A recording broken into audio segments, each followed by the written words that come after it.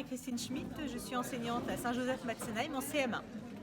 Et moi je suis Dorothée Molina, je suis enseignante en CM2 à Matzenheim. Alors suite à une formation qu'on a eue avec Amifor, on s'est prêté au jeu de vouloir voir dans nos classes quels étaient les différents types d'intelligence et si on pouvait monter une séquence avec ces intelligences multiples. Et en fait on est parti sur le tri.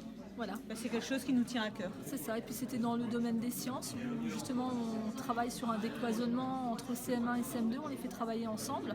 Et donc comme cette année le projet éducatif de l'établissement c'est l'environnement et le développement durable, on a décidé de travailler sur les ambassadeurs du tri.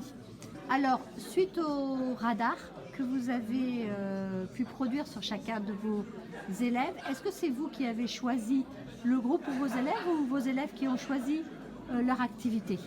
Alors, en fait, on est parti des tests que nous avons faits, qui n'étaient pas très évidents à mettre en œuvre, puisque les enfants à cet âge-là, donc 9 ans et 10 ans, n'arrivent pas trop à évaluer leur intelligence majeure, donc ils répondent aux questions et mettent facilement le maximum de points. Donc on a essayé de répartir les enfants en fonction un peu de leurs intelligences majeures, mais aussi avec d'autres intelligences qui étaient ressorties, secondaires. Et on a décidé en fait de faire les activités en fonction du type d'intelligence. Et les enfants étaient donc répartis ainsi, le groupe des visuospatiaux, le groupe des linguistiques, etc.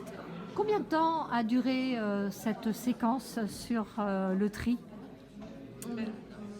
Ça a duré 4 semaines à raison d'1 heure et demie par semaine. Oui. Très bien. Est-ce que les enfants y ont pris plaisir? Ah oui, énormément. Oui. Alors on appréhendait un peu au départ parce qu'on s'est dit ça passe ou ça casse, ce qu'on va proposer.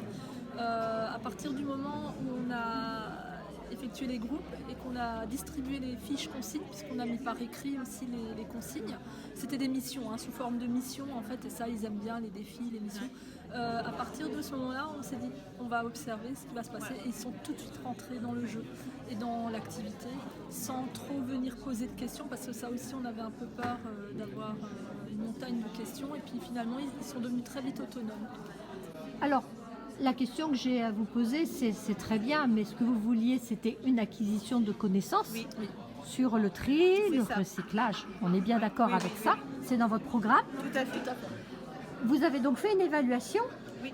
Quel type d'évaluation et quels ont été les résultats? Alors, les résultats ont été positifs.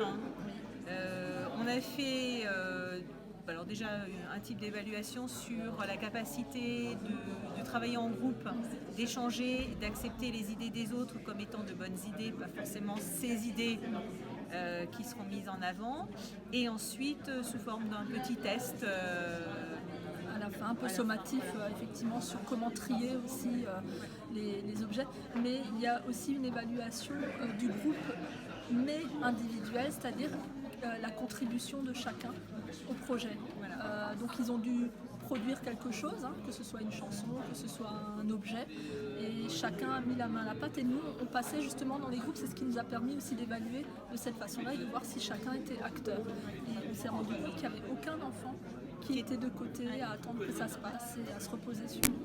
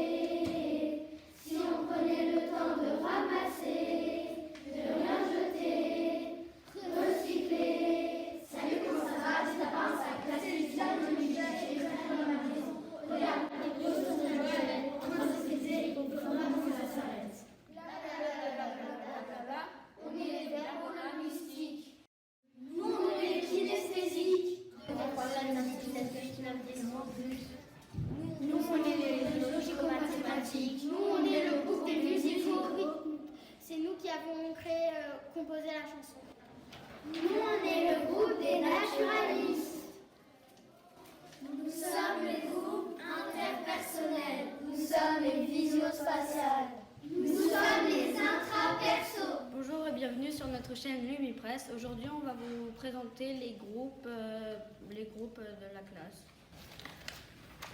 Bonjour, quel groupe êtes-vous? Nous sommes le groupe lumineux des interpersonnels. Et qu'avez-vous fait pour sauver la planète? On a fait une cocotte qui parle de recyclage pour poser des questions à des personnes, à des copains, à la famille. Et on a fait un masque avec des ampoules. Donc c'est vous qui avez créé les masques du clip de la chanson Recycler? Oui.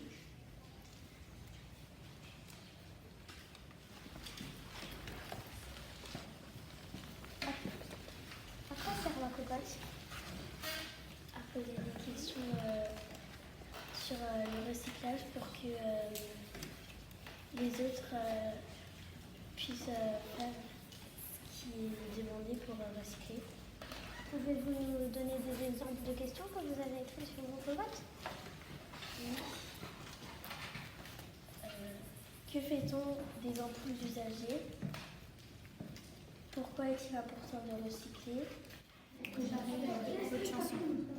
Eh bien, il y a tout le monde qui a dit ses idées et on a essayé de faire avec et de les mélanger et ça a donné des choses super. De quoi ça parle? Ça parle qu'il faut arrêter de polluer et pour sauver la planète. Merci. Quel est votre but? Notre but, c'est en fait de mettre les ampoules usagées là-dedans, pas que les mettre dans une poubelle à déchets, parce que sinon après le recyclage il n'est pas bien et ça pollue la planète. Pourquoi avez-vous fait cette grande boîte? C'est pour récupérer les ampoules usagées et pas les jeter à la poubelle pour éviter de polluer. Alors, nous devons faire des messages codés et des points reliés sur le thème des ampoules. Pourquoi avez-vous travaillé? Pour l'instant sur les points à relier et moi j'ai fait un peu sur les messages codés.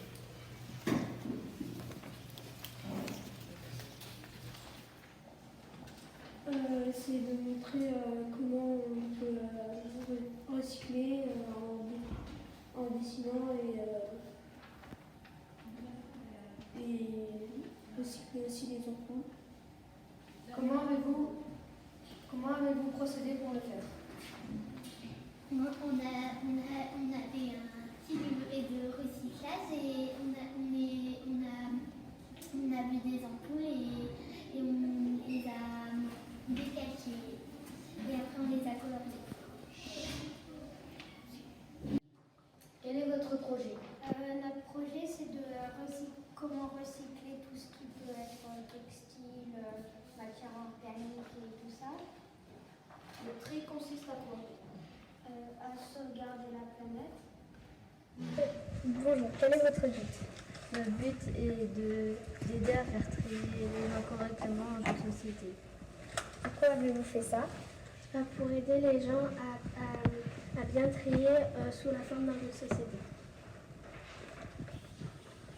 Comment avez-vous fait pour le faire? On a déjà repassé un labyrinthe sur un cahier et ensuite on a fait des objets et des poubelles qui sont recyclés. Merci beaucoup.